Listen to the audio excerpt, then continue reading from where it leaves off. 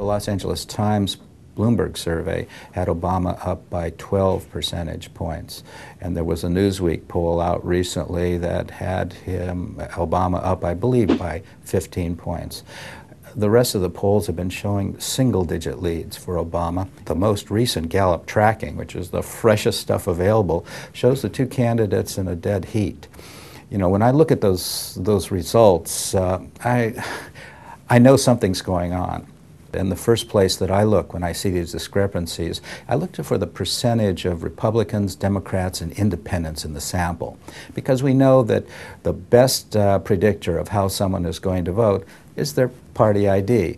When I looked at the Newsweek poll and I looked at the LA Times poll, I kind of shook my head. I said, those are really different. Either there's been a substantive shift or in the landscape, or there's something different about these surveys. When I saw Gallup was continuing to report a very close race in their tracking, in fact, a dead heat in their latest offering, I said there is something going on. When I looked at party ID, I saw what it was.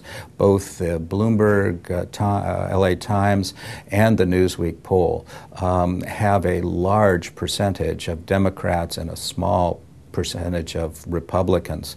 Looking at the other polls, the difference between the Republican and Democrat percentages is much smaller. In Pew surveys, for example, our estimate over the course of the first months of the year is that there was about a 9 percentage point difference between the share of Americans who identified themselves with Republicans and the share that identified themselves as Democrats. Interestingly enough, if you do the math and apply